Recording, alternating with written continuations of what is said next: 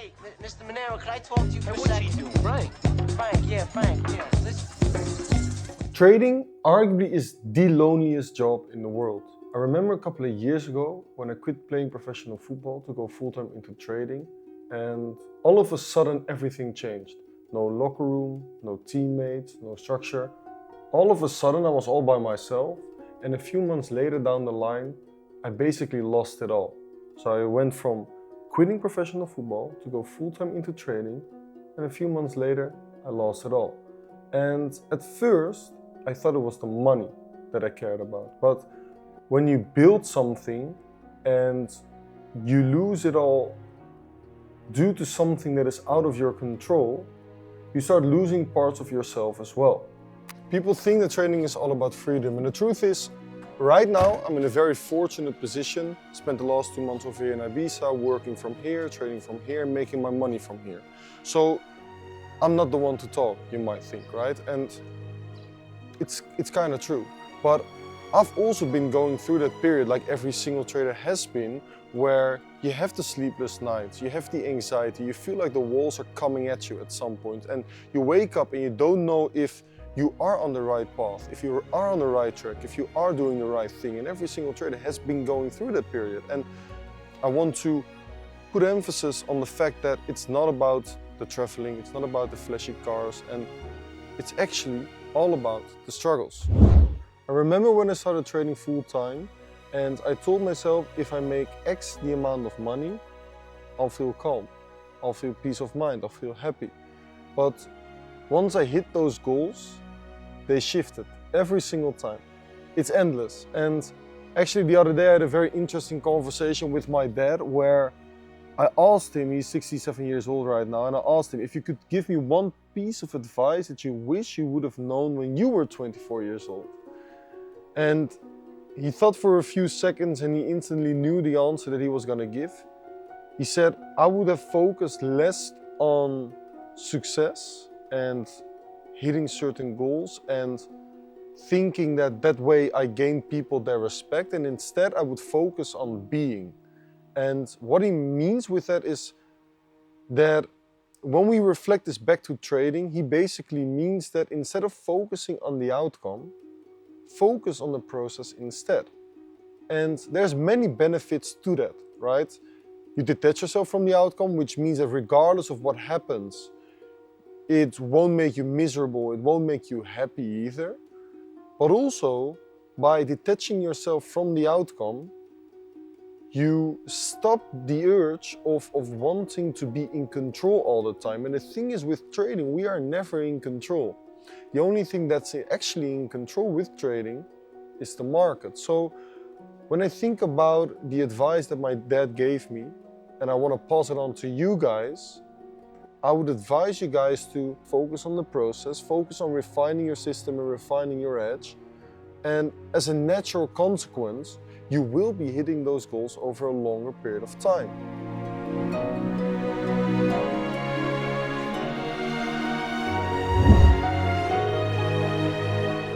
Routine gives you rhythm, and rhythm gives us peace. Honestly, whenever the market was very rough on me, whenever I lost basically everything, the only thing that kept me sane as a trader, but as a person in general, was my routine, and still is my routine. When I don't have my routine, when I can't go and work out or go for a run or go for long walks to give myself peace of mind, I'm driving myself crazy. And the thing is, most people think that the more time is there at charts, the more time is spent in the market, that the probability increases of them making money. But the opposite is actually true. I actually believe that as a trader, our job should be to spend as little time as possible in the market and spend as much time as possible keeping ourselves sane, spending a lot of time in our routine to make sure that our mind is fresh all the time, that our mind is crystal clear all the time. Because when you have a clear mind, you can make clear decisions. If you're not focused, not concentrated, and the only way to remain focused or remain concentrated in a very volatile market, in a very volatile profession, is to have your routine, is to spend as much time as possible outside, going for long walks, going to the gym, going for runs to keep yourself sane. And like I said, if I wasn't for my routine, I would have gone absolutely nuts. The best advice that I can give to beginning traders next to the routine and working out that I just talked about is to surround yourself with people that are in the same situation, with like-minded people. And that is one of the hardest parts about trading, is that most of the people that I meet that are also trading and that are starting out struggle to find people that are looking to, build something similar and are looking to create something similar. And as human beings, one of the things that you want on a daily basis is to surround yourself with people that have the same interests, have the same goals, and work towards those goals united. And you can do that through finding people in your circle that are looking to become a trader.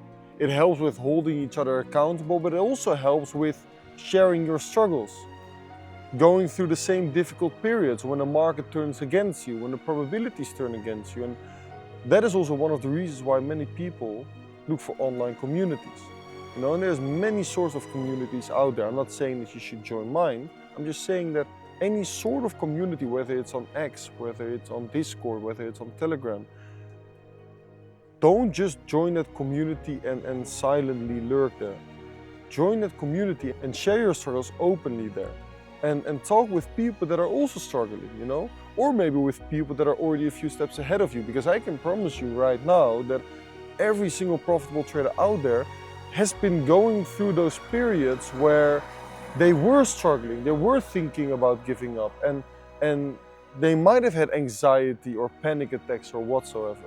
And the most important thing is that you know that you are not alone on that journey, that every single trader struggles, both mentally, financially, and as long as you are aware of that, and as long as you surround yourself with like-minded people that feel like you can unite with them, it's without a doubt going to help you on your way to become a profitable trader.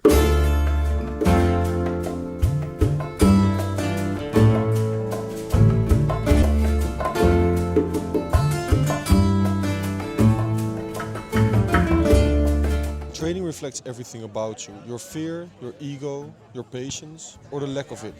At the end of the day, it's not about predicting the market, it's about understanding the market. It's not about turning yourself into a machine, it's about starting to understand yourself. When I started out with trading and I quit professional football to go full-time into trading, I thought trading is about, quitting your 9 to 5 and that was the ultimate level of freedom. But true freedom is actually being at peace with yourself, being at peace with the market, and being at peace that you can never ever control the outcome. All that you can do is control your edge, refine your edge and quantify your edge, and that way make sure that more often than not you outplay 99% of the losing traders. By doing that, you can create a certain kind of freedom that I myself right now, as you guys can see over here, at the beach on Ibiza on a Sunday evening, have created for myself. But the only way to get there is to detach yourself from the outcome and trust the process instead.